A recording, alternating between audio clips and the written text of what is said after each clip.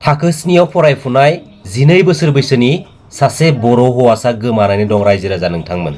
गिबियावनो गासैबो रायजो राजा नोंथांमोनखौ फिन खनसेबाव आंनि बे चेनेलाव बरायनानै लाग्रोनाय जाबाय। लोगोसे जाय बिथांमोना आंनि बे चेनेलाव गोदान अननानै चेनेलखौ साबस्क्राइब आरो सापर्ट खालामलां। जोबोद दुखुनि बाथ्रा रायजो राजा नोंथांमोननो आं मोनसे बाथ्रा फोरमायनो सानदों बे भिडिअनि गेजेरजों।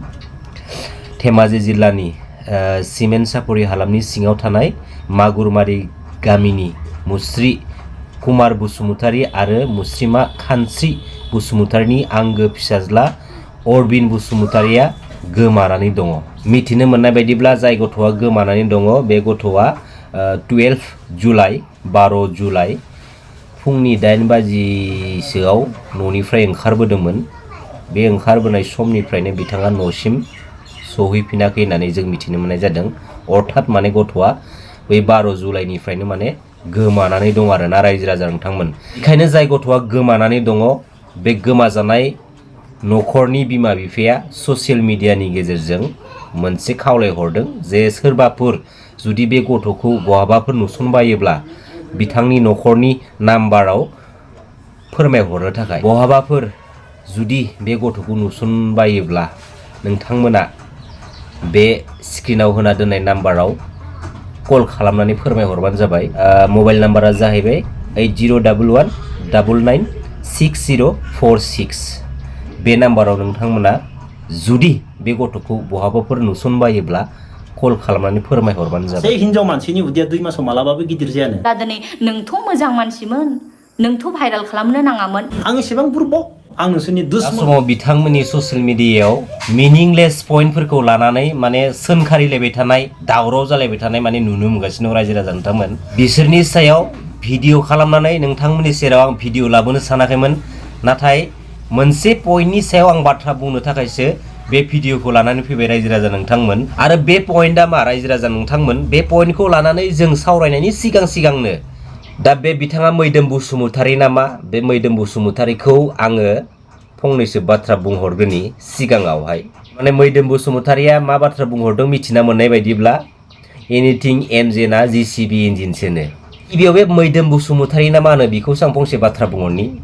फार्स्ट अफ अल नोंथाङा सोरनिबा संसाराव बा सोरनिबा लाइफखौ लानानै, सोरनिबा संसारखौ लानानै रिलेटेड खालामनानै बाथ्रा बुंनानै भिडिअ बानायनानै ससियेल मिडियानि गेजेरजों नोंथाङा शेयार खालामनो माबोरैहाय राइट्स मोनखो? नोंथांनाव जेबो कन्टेन्ट्स गैया नामा? नोंथांनि कन्टेन्ट्सआ खालि सोरनिबा लाइफखौ रिलेटेड खालामनानै बाथ्रा बुंनाय, सोरखौबा ट्रल खालामनाय, सोरखौबा माने भिडिअनि गेजेरजों इनसाल्ट खालामनाय, बेफोरनि सायावल' नामा नोंथांनि भिडिअसफोरा? मा सानो नोंथाङा? ओइ मैदोम बसुमतारी, नोंखौनो बुंदों आं। नों मा सानो? दिनै एसेबां गाज्रि रायजाहरबाय नोङो एमजे एनिथिंनि बिसिजों। लाजियाखै नोङो?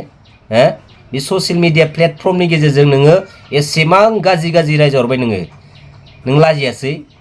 बिखौ माबायदि रावदों मिथिगौ ना रायजो राजाफोर? बे रायनायखौबो नै बे आं भिडिअ होना दोननाय जाबाय। नोंथांमोना एसे खोनासंना लाग्रो। क्षमा बिया नोंखौ 24 घन्टानि गेजेरावहाय नोंखौहाय केस हैगोन आं।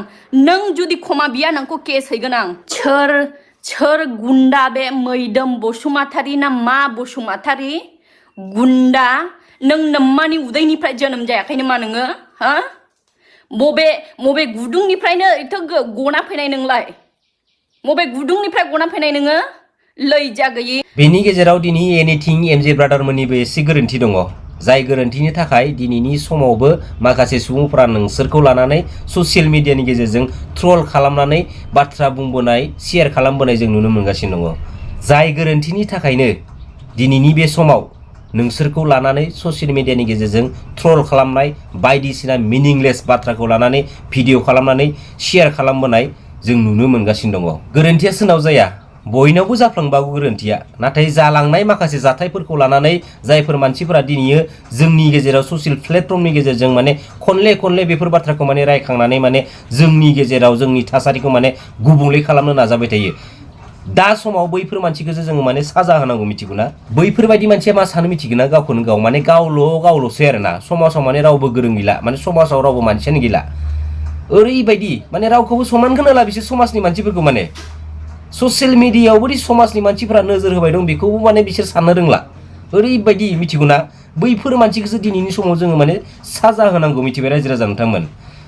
थांखांनाय बाथ्राफोरखौ लानानै बुरखां बुरखां माने ससियेल मिडियानि गेजेरजों माने दावराव जालायबाय थानाय जों नुनो मोनबाय थायो मा दं बेवहाय हो नोंसोर माने बेफोरबायदि दावराव जालायबाय थायो सिम्पोल बाथ्राखौ लानानै बिसोर माने साधारन माने सिम्पोल बाथ्राफोरखौ लानानै बिसोर माने भिडिअ कन्टेन्ट खालाम जोंनि गेजेराव माने आबां जाबां माने बाथ्रा बुंनानै माने शेयार खालामबाय थायो लाजिनांगौ एसे मिथिबायना लाजिनांगौ लोगोसे आंनि मेन पइन्टआ जाहैबाय रायजो राजा नोंथांमोन एमजे एनिथिंनि बिसिनि मोनसे बुंनाय बाथ्रानि सायाव आंहा हजम जायाखै आरो बे बाथ्राया मा जादों मिथिगौना नोंथांमोना भिडिअखौ एसे खोनासंना लाग्रो दिनै जोंनि बर' समाजा ओरैबादि गियानि जालांबायना ओरैबादि गियानि गुनि ओरैबादि गोजौ लेभेलाव थांबायना एनिथिं एमजे ब्रादार नोंथांनि बिसिनि बुंलांनाय बे बाथ्रा फंसेनि सायाव आंहा गोजोननाय मोनाखै आंहा हजम जायाखै मानो हजम जायाखै मिथिगौना गोरोन्थि जालांबाय नामा एमजे ब्रादार नोंथांनि बिसिनि बुंलांनाय बाथ्राफ्रा एनिथिं एमजे ब्रादार नोंथांनि बिसिया भिडिअनि गेजेरजों फंसे बाथ्रा बुंदों बे बाथ्रायानो जाहैबाय मा दिनै बर' समाजा ओरैबायदि गियानि जालांबायना दिनै बर' समाजा ओरैबायदि गोजौ जालांबायना होनना बुंदों नोंसोरनि प्रब्लेमनि गेजेराव मा जालायदों जालायबाय था नाथाय नोंथांमोननि प्रब्लेमनि गेजेरजों जोंनि समाजावबो जुदि माबाफोर जुदि गाज्रि गोहोम खोख्लैनाय बायदि जों नुहुरोब्ला बेनि सायावबो जोंहा बाथ्रा बुंनो हानाय मोन्थाय दं एनिथिं एमजे ब्रादार नोंथांमोननि प्रब्लेमाव जोंनि बर' समाजा जेबो प्रब्लेम खोलैयाखै नाथाय नोंसोरनि जिथु प्रब्लेम दा समाव जों जिखिनि प्रब्लेम जालायबाय थानाय नुनो मोनगासिनो दङ नोंसोरनि जाखिनि प्रब्लेम बे नोंसोरनि प्रब्लेमासो जोंनि बर' समाजाव प्रब्लेम खोलैगासिनो दं मिथिबाय नाथाय जोंनि बर' समाजा नोंसोरखौ प्रब्लेम खोलैयाखै बर' समाजखौ एसेबां गियानि एसेबां गोजौ बेफोरबायदि बुंनो हानाय बेफोरबायदि मोन्थाय गैया दै बियो गोरोन्थि जादों थोंजोङै गोरोन्थिखा बेयो मिथिबाय माबोरै अथरिटि मोनखो माबोरै राइट्स मोनखो जोंनि बर' समाजखौ लानानै बेफोरबायदि बाथ्रा बुंनो बर' समाजा एसेबां गियानि जाबायना बर' समाजा एसेबां गोजौ जाबायना बर' समाजखौ लानानै बाथ्रा बुंनो हानाय नोंथाङा सोर राइट्स होदो सोर अथरिटि होदो नोंसोरनि बे प्रब्लेमनि सायाव जोंनि बर' समाजखौ लानानै मानो बाथ्रा बुंदों दिनैनि समाव नोंसोरो जायजों प्रब्लेम जालायदों जालायबाय था मिथिबाय नाथाय नोंसोरनि बे प्रब्लेमावनो जोंनि समाजाव जुदि माबा मोनसे जुदि गाज्रि गोहोम खोख्लैबा नोंथांमोननि सायाव जोंहाबो बाथ्रा बुंनो हानाय मोन्थाय दङ मिथिबाय नोंसोरनि बेफोरबायदि मिनिंलेस गावजों गाव माने मिनिंलेस पइन्टफोरखौ लानानै माने ससियेल मिडियानि गेजेरजों दावराव जालायबाय थानायखौ जाम्बा जाम्बि मानसिफोरासो नायबाय थायो मिथिगौ आरो नोंसोरबायदि मानसिफोरानो जोंनि गेजेराव जोंनि थासारिखौ थारमाने गुलुं गुजुं माबेबा मोनसे समाव नङा माबेबा मोनसे समाव माने खालामबोनायखौ जों नुनो मोनगासिनो दङ थिग दिनैनि बे समावबो नोंथांमोना जायजों प्रब्लेम जालायदों जालायबाय था बेवहाय जोंहा बुंनो गोनां जेबो माबा गैया खिन्थु नोंसोरनि प्रब्लेमाव जोंनि हारियाव जुदि माबा मोनसे जुदि गाज्रि गोहोम खोख्लैबा बेनि सायाव जों बाथ्रा बुंगोन आसि थुनानै जों बाथ्रा बुंगोन नाथाय बाथ्राया बेसो जादों मा नोंथांमोननि प्रब्लेमाव दिनैयो बुंबाय मा बर' हारिया एसेबां गियानि जाबायना बर' हारिया एसे गोजौ जाबायना होनना बुङो आरे जाय मानसिजों नोंहा प्रब्लेम दं बे मानसिखौ नों थांखिनानै बुंहर बे मानसिनि गियानखौ रुजुनाय नों बाथ्रा बुंहरबोरा नाथाय नोंसोरनि प्रब्लेमाव जोंनि हारिनि गियान हारिनि जौगानायखौ लानानै माबोरै नों बाथ्रा बुंनो हाखो हा नों माबोरै बाथ्रा बुंनो हाखो बेफोरबायदि बाथ्रा बुंनायनि सिगां हाजारबार सानग्रो दै मिथिबाय नै दिनै रायजो राजा नोंथांमोना नुदों ना बिसोर माने गावजों गाव माने मिनिंलेस पइन्टफोरखौ लानानै माने दावराव जालायबाय थायो ओमफ्राय बेनि गेजेराव मा प्रब्लेम क्रिएट खालामखो दायो माने हारिखौ लानानै बाथ्रा बुंदों दिनै बर' हारिया एसेबां गियानि जाबायना होनना बुंदों दिनै बर' हारिया एसेबां गोजौ जाबायना होनना बुंदों गावसोरनि प्रब्लेमाव जोंनि हारिखौ लानानै मानो बाथ्रा बुंखो बिसोरो हा सोर अथरिटि होदो बेफोरबायदि बाथ्रा बुंनो लाजियाखसै नोंसोरो हा लाजिनांगौ लाजिनोबो गैया इसोरनाव एमजे ब्रादार एनिथिं एमजे नोंथांनि बिसिनि जिथु बर' हारिया एसेबां गियानि जाबायना बर' हारिया एसेबां गोजौ जाबायना होननायनि बाथ्रानि सायाव मोनसे क्लियारिफिकेसन भिडिअ लाबो नोंथांमोननि प्रब्लेमजों जोंनि हारिखौ लानानै बेफोरबायदि बाथ्रा बुंनाङा जोंनि हारिनि गियान जोंनि हारिनि जौगानाय बेफोरबायदिखौ नोंथांमोना सरजाबनानै बाथ्रा बुंनामोन बियो गोरोन्थि जादों आंनि बायदिब्ला बेखायनो बेनि सायाव नोंथांमोना माने क्लियारिफिकेसन मोनसे भिडिअ ससियेल मिडियानि गेजेरजों शेयार खालाम नोंथांमोना जायजों प्रब्लेम जादों जाय मानसिजों प्रब्लेम जादों बै मानसिजों नोंथांमोना मा जालायबाय था आरो मोनसे खोथा बुंनि आं